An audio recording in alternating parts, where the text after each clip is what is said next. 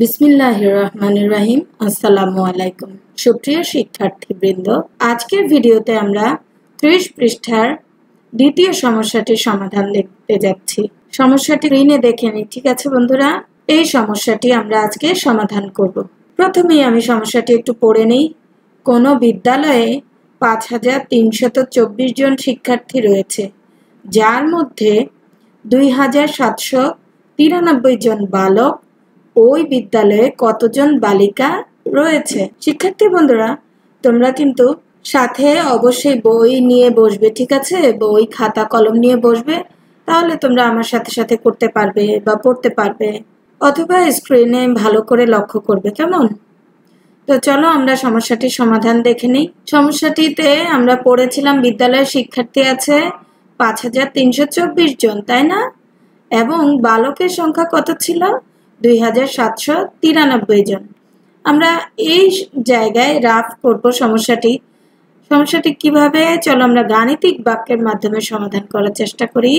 গাণিতিক বাক্যটি হবে বিদ্যালয়ের মোট শিক্ষার্থী 5324 বিয়োগ 2793 সমান খালি ঘর।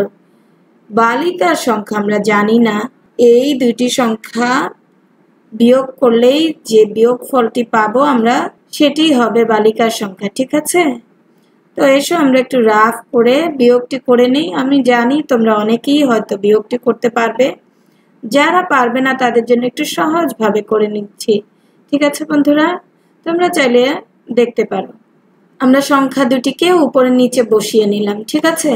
তোমরা নিশ্চয়ই জানো বন্ধুরা, বিয়োগ শুরু করতে হয় এককের অঙ্ক থেকে। এককের অঙ্ক থাকে ডান দিকে, তো ডান দিকে আছে 4 এবং 3। আমরা জানি বিয়োগ করতে হয় উপরের সংখ্যা থেকে নিচের সংখ্যা। উপরে আছে 4, 4 থেকে 3 বিয়োগ করলে কত থাকে বন্ধুরা? এখানে আমার 4টি ফুল রয়েছে, আমি 3টি বাদ দিয়ে দিলাম, কতটি রইল? 1টি। তাহলে আমরা এখানে লিখবো 1। 4 থেকে 3 বিয়োগ করলে 1। এবার দশকের অঙ্ক বিয়োগ করব বন্ধুরা, উপরের অঙ্ক থেকে নিচের অঙ্ক। উপরে রয়েছে 2, নিচে রয়েছে 9। 2 ছোট হয়, আমরা 2 থেকে 9 বিয়োগ করতে পারি না, বিধায় আমাদেরকে কি করতে হবে?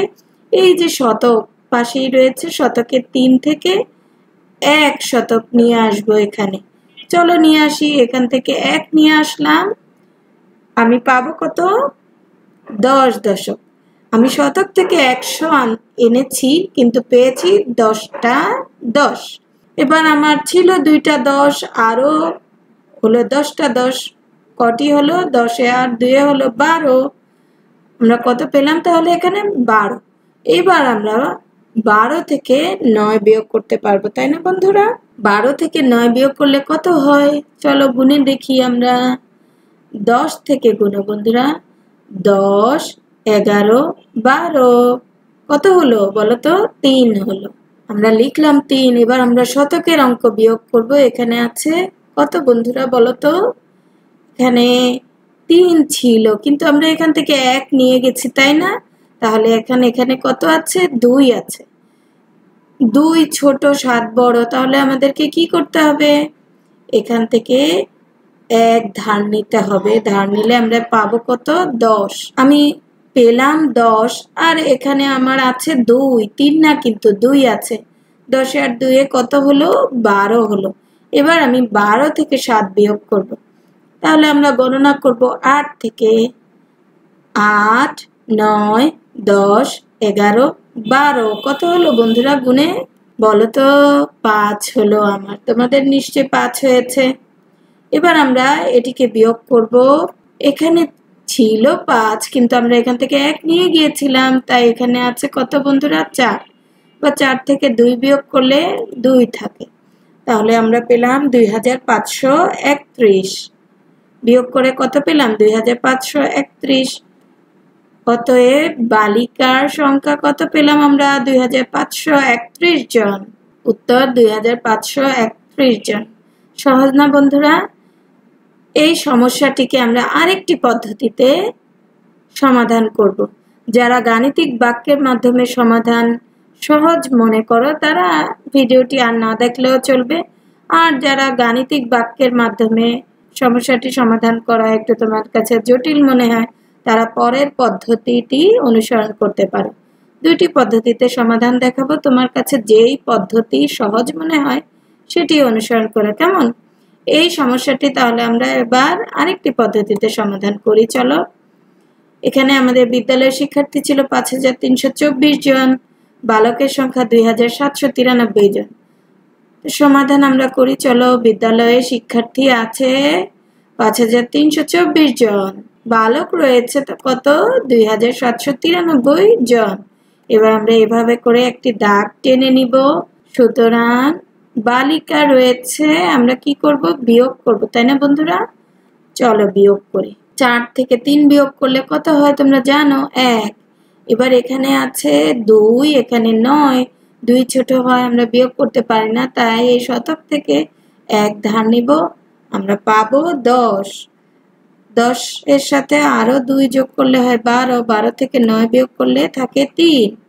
এবার বন্ধুরা এখানে আমার ছিল 3, কিন্তু 1 নিয়ে যাওয়াতে রইল কত? 2।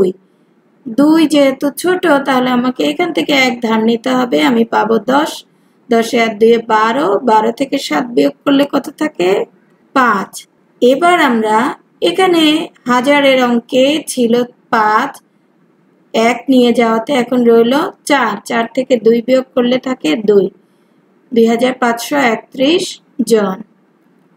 অতএব বালিকারা রয়েছে 2531 জন।